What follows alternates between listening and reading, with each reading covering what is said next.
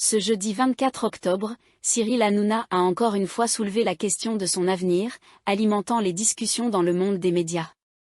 Ces derniers jours, cette thématique ne cesse de faire couler beaucoup d'encre. Depuis samedi dernier, le futur de Cyril Hanouna est au cœur de toutes les discussions.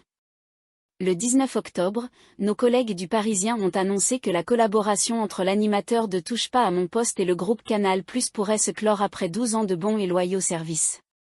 Mais ce n'est pas tout. Selon les révélations, TPMP pourrait tirer sa révérence dès le 20 décembre, juste avant les vacances de Noël. L'émission ne serait pas reconduite jusqu'au 28 février 2025, date à laquelle la chaîne doit mettre la clé sous la porte, suite à la décision de l'Arcom prise à la fin juillet.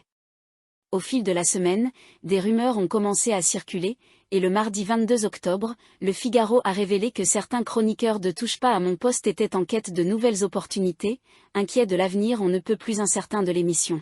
Face à ces préoccupations, Cyril Hanouna a pris la parole le lundi 21 octobre lors d'une émission en direct. Il a clarifié que son talk-show poursuivrait son cours jusqu'à nouvel ordre et qu'une décision finale serait annoncée au mois de novembre. En résumé, tout reste encore ouvert concernant le futur de TPMP, un point qu'il a d'ailleurs réitéré mardi soir à la suite de l'article du Figaro.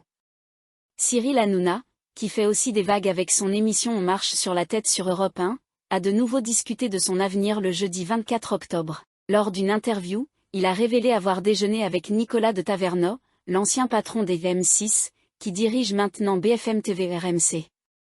Le Parisien avait rapporté que le trublion du PAF nourrissait des ambitions de créer un groupe digital, une idée qu'il a confirmée en direct sur C8 le 21 octobre. Je vous dis pourquoi j'ai vu Nicolas de Taverneau. D'abord, c'est un ami de longue date, a expliqué Hanouna. Il a ajouté qu'à l'époque, de Taverneau avait même tenté de le recruter pour M6 avant qu'il ne rejoigne Canal+. Il a ensuite précisé, je compte monter un groupe média, et forcément je rencontre Nicolas de Taverneau qui peut me donner quelques conseils. Cependant, il a été clair en affirmant qu'il n'a jamais discuté d'un éventuel passage à BFM ou RMC, on n'en a même pas parlé. Thierry Ardisson ne fait pas dans la demi-mesure. Le 19 octobre, l'ex-vedette du petit écran a secoué le débat en s'en prenant à Cyril Hanouna lors d'un échange enflammé avec Sarah Saldman dans ses médiatiques. Il a déclaré, donner une émission politique à Cyril Hanouna, c'est comme donner une mitrailleuse à un gosse de 12 ans. Parce qu'il dit n'importe quoi. Point. Il n'a aucune culture. En réponse, Hanouna a exprimé sa tristesse face à cette attaque lors de TPMP, affirmant qu'il avait essayé de sauver Ardisson dans le passé. Je n'ai pas de haine, mais j'ai de la peine pour lui.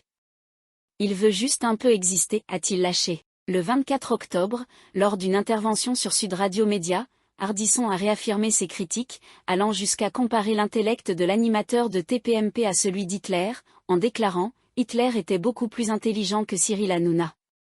Il a poursuivi en précisant que le succès de Cyril Hanouna, qui atteint 2 millions de téléspectateurs, ne prouvait pas sa qualité. Bien qu'il reconnaisse que Baba est une bête de télévision comme Pascal Praud, Ardisson a insisté sur une différence cruciale.